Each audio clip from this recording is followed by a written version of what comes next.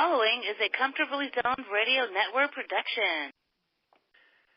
Hello, everybody. My name is Ralph Tyko. I'm with the Comfortably Zoned Radio Network, and I have the pleasure of introducing Jeff Kallman on his podcast debut on the Comfortably Zoned Radio Network.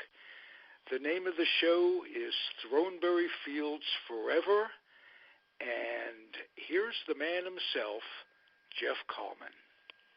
And it's just a shade past 3 Pacific time as you enter the small house halfway up in the middle of nowhere in particular. People call me Jeff Kallman. They've been known to call me worse. And welcome to Throneberry Fields Forever.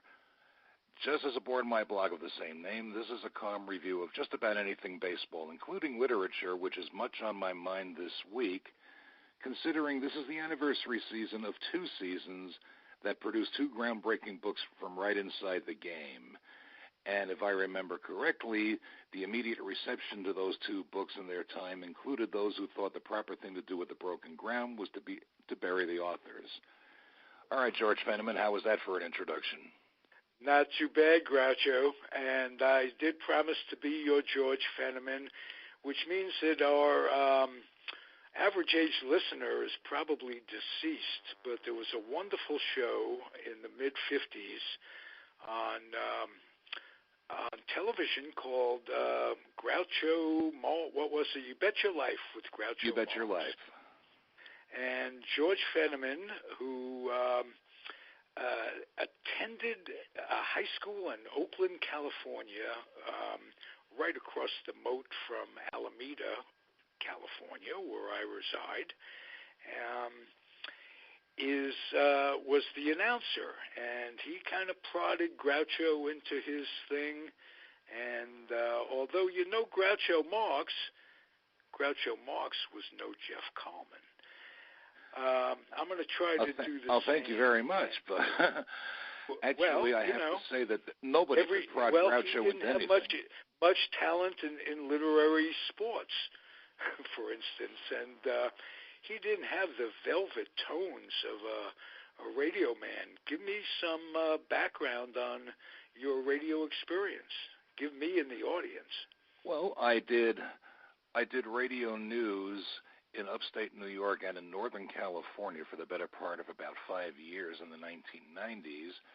And 10 years ago, I started doing a radio comedy show here in Las Vegas. And I did that show for about a year, and the only reason it didn't stay on longer was because we couldn't find enough sponsors to be able to afford to continue doing the show. But we had a lot of fun with it. And it's been 10 years. You know, that is the main goal of Comfortably Zoned Radio, and I'm being serious for a second. Fun. Fun is what we all have, and if it ain't fun, it shouldn't be getting done. I'll paraphrase an O.J. attorney for that one, but that would make a good slogan for a baseball team. If it ain't fun, it shouldn't be done. Absolutely. And you know what's fun? You're a Met fan, and I think the day they were born. If I'm not and so am I, and we have that in common. You know what's fun this year for the New York Mets? They're solid, and they're a contender going into spring training. They're deep, and I like that. I think their off-season retooling surprised quite a few people. Credit to Brody Van Wagenen, the new general manager and formerly Jacob deGrom's agent. But he did a very good job so far of retooling the line on the Mets, and I think the Mets are going to make quite a bit of noise in the National League East this year. May I ask you a question about Jacob deGrom and the former agent GM/GM? Is there a clause in his contract with the Mets that he has to stay out of negotiations with his former clients? And if not, why not? I don't know how that's working with Jacob deGrom or any other clients he had who were still on the Mets.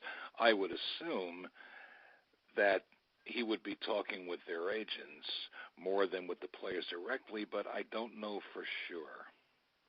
Okay. Well, I suppose I'll know soon enough. just wondering, because the only negative thing I've seen in Metsville in the past 2 or 3 months has been a kind of a demand by DeGrom to get the extension going as soon as possible. Well, that's not an extraordinary demand. When players are thinking about contract extensions with their incumbent teams, or when the teams are thinking likewise with the players, they generally take the stance, if we can get it done before the season starts, great. If we can't, let's put it onto the shelf for the season so that they don't have anything hanging over their head while they try to play ball. It's not like a player who is in his walk year and facing free agency at the end of the season, where you find a lot of the time the player is a little bit more concerned about that in the back of his mind, and sometimes it gets in the way of his play. Well, I don't know. I think a player like DeGrom would be less concerned about trying to match a season that he'll never be able to match. If he had the extension, we don't know if he'll ever be able to match that 2018 season that he had. I mean, yes, it's difficult for just about anyone to match a season that's as off the chart as that one was for him, but since the season to come hasn't begun yet, we don't know yet. I hope he matches it, and I hope you're right. How'd you get into radio in the first place, young man? Almost by accident. It started back in 1992. I had just been released from the newspaper. I was working for in upstate New York, actually on the tri-state hub in New York, New Jersey, and Pennsylvania. And I was looking around for new work, and I got a tip that a public radio station up in Jeffersonville was looking for a news volunteer to do a couple of regional updates, summaries, twice a morning, 5 days a week. So I took that on, and I parlayed that into a full-time job in Northern California as a news anchor and reporter for a few years. Wow. What part of Northern California did you live? I lived in Yuba City. We covered Yuba and Sutter counties. There was an Air Force base when I was stationed at Travis up in Yuba City. It was called Beale. It was actually off Marysville, on the other side of the river. Near Marysville, right. Yeah. Wow, I have good memories about visiting the Goodvies, Bernie and Donna, 50 years ago when they were stationed up there, and I was at Travis. Yeah, I did a lot of... It's quite an area. It's kind of an outdoorsy area, not cityfied at all. How did you adjust? I really didn't have that much trouble adjusting. Remember that I spent my Air Force hitch in the 80s in Omaha, which is not a large city at all. And when I went back east after my Air Force hitch, I started a journalism life in New York City. I worked for Fairchild Publishers for a while, and then I began serious newspapering work up in the next to the Mid-Hudson Valley. So I wasn't as citified anymore as you might have expected me with my route in the Bronx and then living on Long Island for about 15, 16 years, a little more than that. Okay. I don't even know if you know, Jeff, this network has a show called Bronx Roots, and it's with myself and Michael Preminger and David Hubler. And if you're from the Bronx, we'll have you as a guest. If it's as much fun as Fordham Road and the Grand Concourse used to be, it sounds great. Oh, yeah, well, that was all kinds of fun. Fordham was the station on the D train right before Kingsbridge, and after that was Bedford Avenue, or That's right. Bedford Park. Bedford Park Boulevard. Brooklyn, too. Did you live up that way? I lived, when I was born, I lived in Kingsbridge. I lived on Webb Avenue, right off Kingsbridge Road, a couple of blocks up from the number 4L and about twice that many blocks down to the D train. Wow. But you could still walk over to Fordham Road from there, walk up to the Grand Concourse, then walk down to Fordham Road, and I did that quite often, even after I moved out of the Bronx, and I would come back in, spend school breaks or weekends with my grandparents, and I'd walk over to Fordham Road in the Concourse, and sometimes I'd meet somebody like one of my older cousins or a couple of friends. We'd have a blast. Wow. We breathed rarefied Bronx air. Let's put it that way. Indeed. Indeed. Where did you go to high school? Was it Clinton? I went to high school in Long Beach High School in Long Beach on Long Island. Oh, okay. So you graduated in 1973. All right. So we now have a general idea of what brought you to this very moment. Tell me how you became a Met fan. I know you were an original Met fan. It started in 1962. It started when I heard about this new team and watched a couple of the games on television, was taken to the Polo Grounds for a doubleheader against the Pirates. And alas, I got hooked. There might have been those who might have accused my grandfather, who took me to that game, that doubleheader, of child abuse for taking me to see the original. To the Mets, absolutely.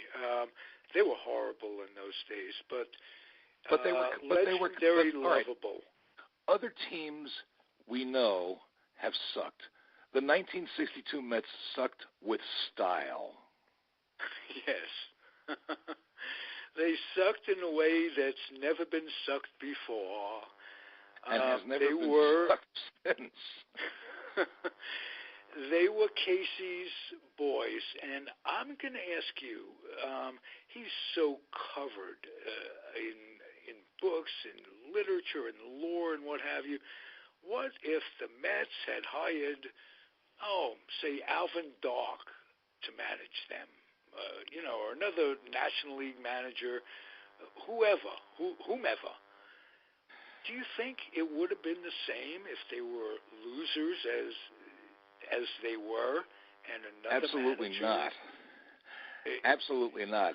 Alvin Dark, for one thing, didn't have the kind of sense of humor that would have enabled him to take the heat that might have heaped onto the team otherwise. Could you imagine Alvin Dark coming out to greet the fans waiting to get into the Polo Grounds and saying, "Come see my amazing Mets. I've been in this game 100 years, but I see new ways to lose I never knew were invented yet." Alvin Dark was the most intense baseball man since Leo DeRocher. I've met tax examiners who were funnier. Yes. And less crazy, as a matter of fact. He had his spookies in terms of his ideology, which didn't go over well with a lot of people. But ironically, he was my boyhood hero. He was the shortstop on the 1950s New York Giants when I was just that, a Giant fan. And I'm old enough to have been 11 when the Brooklyn Dodgers and the New York Giants were foisted out of New York. Let's put it that way. The story behind that is legendary. Yeah, we should definitely thank Robert Moses for that, shouldn't we? Yes, thank you. But put that in quotes. Thanks for nothing. Thanks for nothing. Yeah. But the person most to blame for that, the way I look at it, it was two separate moves, the Dodgers and the Giants. The Giants were on their way out. They were thinking of moving to Minnesota. Right. As a matter of fact, they had a farm team there, and they had the major league rights. Absolutely. Unless you had a guy like O'Malley who claimed that St. Paul, where they had a farm team, fell under their major league rights. So he got him out of there because O'Malley could not have gone west without Horace. Because what O'Malley needed more than just to he solve needed an the issue over one territory's rights was that there was no point to him moving west unless he had National League competition out there. Mm-hmm. One team going out there would have been a nightmare for the Dodgers and for the rest of the National League with the travel arrangements, but two teams made a lot more sense. And if the Giants were going anyway, and Horace Stoneham couldn't afford to build a new park in New York, it made sense for O'Malley to think about inviting him out west and continuing the rivalry. Oh, no question. It's what made it all work. And the rivalry did continue, and still to this day, Los Angeles Dodgers, San Francisco Giants, that's a biggie. And I'm fortunate enough to have been stationed out here, like I said, in the Air Force, and stayed out here. So I got to see Willie in his second prime, and the Giants go through those mid-'60s, always the bridesmaid, never the bride. Well, they were two great teams who went at it in several pennant races, and the Giants came up short except in 1962. One of my first memories of Mets baseball in the Polo Grounds was the first time the Dodgers came back to New York to play the Mets. And I'm watching on television, and several fans lining up the rim of the upper deck section dropped in unison 7 window shades that spelled out "O'Malley, go home." Beautiful. Beautiful. And if you remember, when George Weiss was running the Mets in those years, George Weiss actually tried to suppress the banner waivers in the Polo Grounds. He thought it was just unseemly, untoward for a baseball game, but he couldn't stop them. And when enough, he couldn't. Do you remember the first banner? Do you remember the first banner? The absolute first one, I don't remember. If I'm not mistaken, it was Ed Kranepool is over the hill. I don't know if that was the first banner. I can tell you, I think that one came up around 1963 when Kranepool came back to the Mets. I mean, he was a teenager when the Mets signed him, and he played a few games in 1962. But the banner people ended up getting their way because the New York writers came down on Weiss for having them thrown out of the ballpark. And so Weiss did a complete 360 and not only let them have their head, but he instituted the first banner day in the major leagues. Well, Weiss was more important to the Mets winning in 1969 than what Weiss did was build the farm system. Yes, that was his biggest contribution. He built the farm system and then passed that torch to Johnny Murphy and then Bing Devine. You're absolutely correct. And so Weiss built that foundation. He did build the foundation, and people too forget that before he became general manager of the Yankees, he built a farm system that was on a par with Ricky's farm system in St. Louis. Yes, he did. He was a dour, sour, cheap son of a bitch. One of my favorite stories about him is that he habitually carried a plain white legal mailing envelope around in his pocket, and he wrote notes on that and kept that. Really? Why a plain white envelope? I never quite figured out, but that was his habit. That's an interesting tidbit. And he Tell me about how you named your blog Throneberry Fields. I know Marv had to be part of that. Well, yeah, Marv Throneberry was part of it, and I thought with his name I could make a nice, pleasant pun on the Beatles record Strawberry Fields Forever. Okay. And it just made perfect sense. That was when you pointed it out. That's how up I am on things, but very clever. as a matter of fact. Well, and you decided to name the podcast the very same name. And it just made sense. Happy to have you. Happy to have I'm you. glad to be here. Let's talk books. You wanted to share a few. Well, do you 60 years ago this season, Jim Brosnan pitched the season that became his book, The Long Season.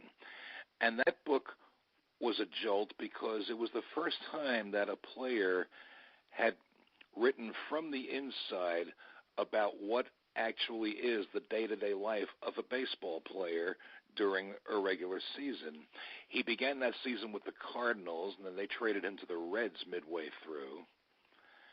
And that was what the book covered. But he also, in his time, it was unheard of for a player to talk in the kind of detail that Brosnan talked about in his book about day-to-day baseball life.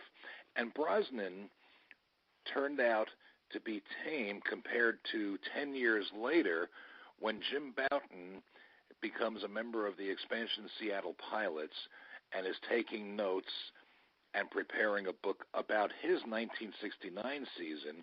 And Bouton, of course, went into far more detail, a little more graphically, especially about things such as players' extracurricular lives on the road and contract negotiations, the one-sided kind that dominated the reserve era, and that became Ball 4.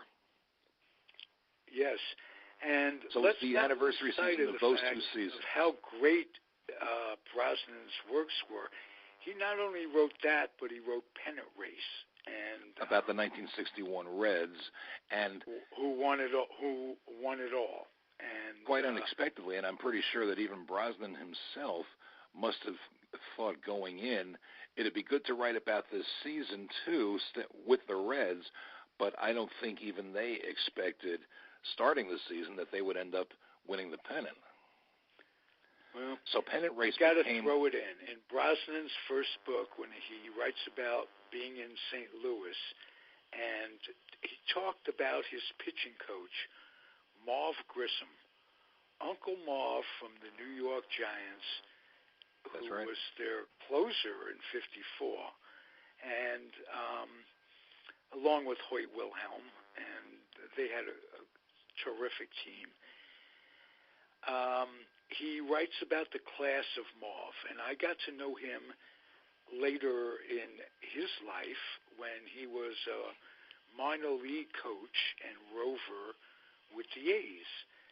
And we got to be friendly, and I talked to him every Thanksgiving until he passed away. He's a very, very nice guy from up your way, Mount Shasta, a real country guy, and we got along fine. I was from the city, he was from the country, and he told me great stories about those old New York Giant teams. And a lot of talk about Alvin Dark, who we mentioned before, and his hypocrisy. And Marv was a pretty straight guy, and he didn't take the bullshit of evangelistic crap from hypocrites very well. Anyway, you mentioned Bouton's book. The editor was Leonard Shecter, and you have Len Shecter has a place in journalism history, but all by himself. Shecter was the first sports writer to go beyond just the game or just being spoon-fed by the team administrators, and he showed the sides that the teams so often didn't want fans to see. Specifically, it was Shecter who inadvertently revealed one of the more notorious incidents in Yankee history, and it happened when his editor was reaming him out over missing a different story. The Journal-American, the old newspaper, had a story about the Yankees putting private detectives out on their players who were suspected of having too much nightlife. And the New York Post editor, Paul Sand, called Shecter in and said, "How could you miss this?" And Shecter said, "I got something better." And what he had better was the fight on the team flight celebrating the pennant clinch in '58 when Ryan Dern got socked in the face by Ralph Tyko.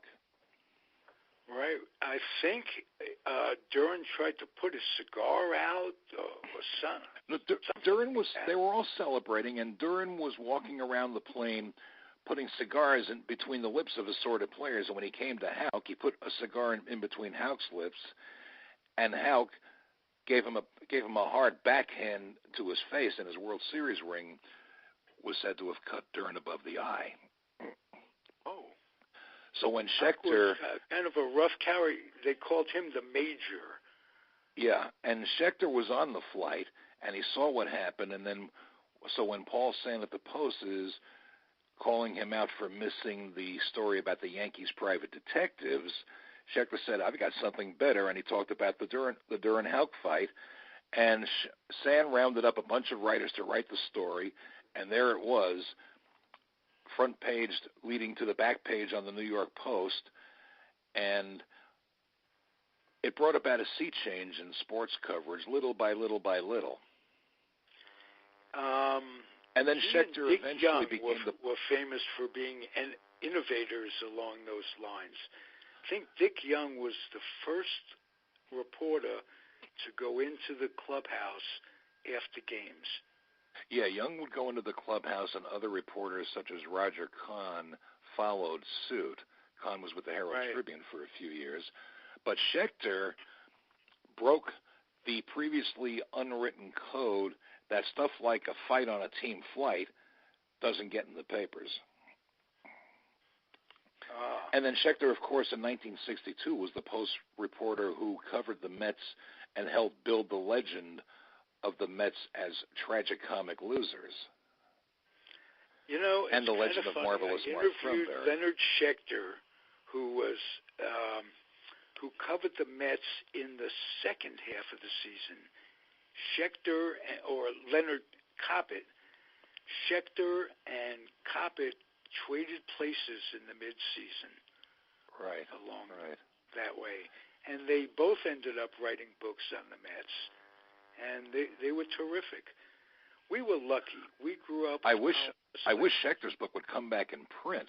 I got a copy of it used a few days ago. It's called Once Upon the Polo Grounds, The Mets That Were, and he wrote this book in 1970, looking back on the original Mets after the triumph of the 1969 Mets, and he almost wrote it in kind of a tone of regret, because he knew that once they won the World Series, there could never again be room for a team such as the original Mets. Very good point. That's it should be on the shelf of every Met fan right next to Jimmy Breslin's Can Anybody Here Play This Game? Yes. And Durso wrote a book, and Coppett wrote the most encyclopedic book about the early New York Mets, chronicling their day-to-day moves, bringing up guys, sending down guys. He was my first interview, and for Sports from the Top of the Hill at Cal State Hayward. Had a bunch of guys come in. You'll be impressed by this. Joe DeMaestri, Hank Sauer, Charlie Fox came in, and I know I'm missing someone. And Charlie Silvera came in to give me airtime. And I've got them all on somewhere on YouTube, so if you... I will have to hunt that down. I'll send you some links. Everything we do at Comfortably Zoned is archived on YouTube forever. So people will be listening to this, your first show, 20 years from now, and they'll be going, that was his first show. My God, he became a superstar. Jeff? Well, it beats them listening to the first show and saying, how did this bum get on the air? Well, it beats it by quite a bit.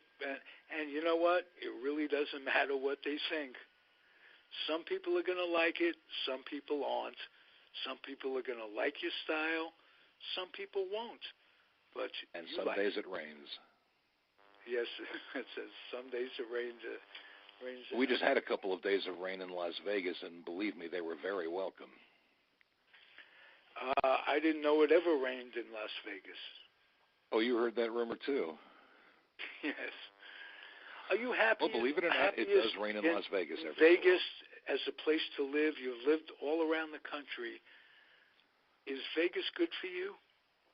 It has. If so, why? Well, it has been very inexpensive for a single man to live here. I came here in 2007, and after a very difficult time in my life in Southern California, and once I came here, I knew people here, so it was easy to sort of settle in, and the longer it went, the more I came to love Las Vegas, even without gambling, though I enjoy playing a slot machine now and then, but even if you're not a gambler, Las Vegas is a pleasant place to live. That's a good review. I appreciate there's a thriving that. music scene here, all kinds of music, and there are all kinds of other fun things you can do here, and there's plenty of good, inexpensive dining to be had here if you're any kind of a foodie like I am, though I am now a dietary foodie because I have been dieting since last July, since I came back from the National Special Olympics. I went up there in Seattle and to see my son play softball.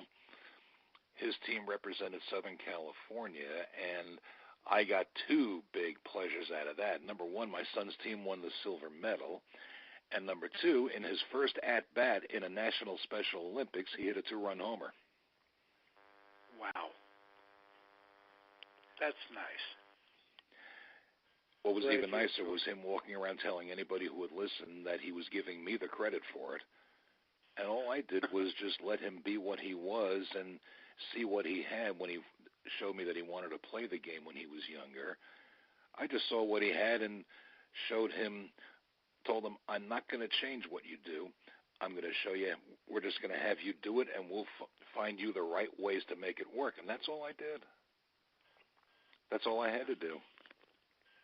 That, just doing as little as possible that it doesn't turn them off. Sometimes, and I raised a kid myself, so I've had good experiences and bad experiences along those lines. You got to let them be. You can't pressure them in any way, and they'll gravitate to what they love. Well, even in today's modern world, children still need rearing, and lots of it. But once you figure that, you then go and ask yourself, how much rearing can you give them when it comes to certain things? And playing sports, I think, is one of the places where you can't rear them, but if you say they have some kind of ability, the best thing you can do is set it up so that they can make the best out of it. That's what I did with Brian, my son. Nice. I saw that he was a good line drive hitter.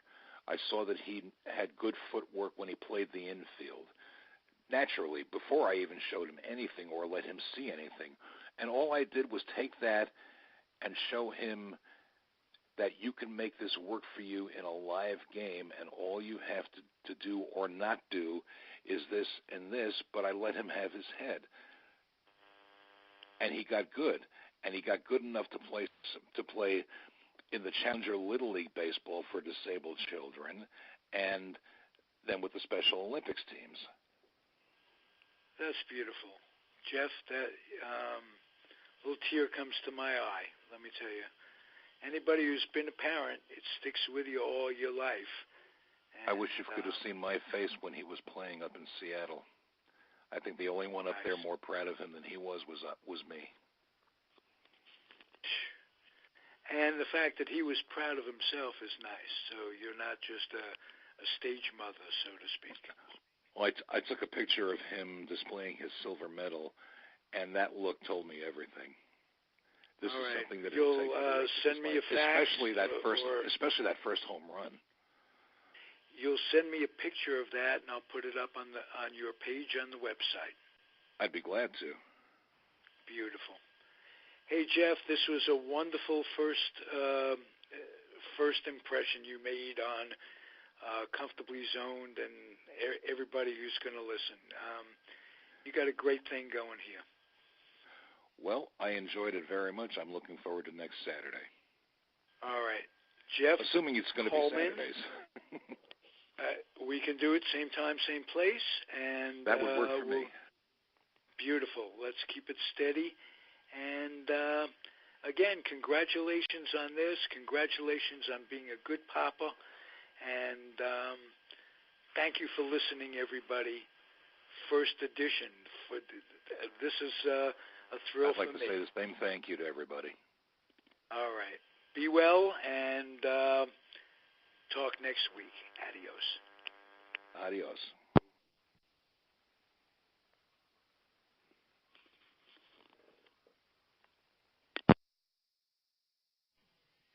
The proceeding was a Comfortably Zoned Radio Network production. Thank you for listening.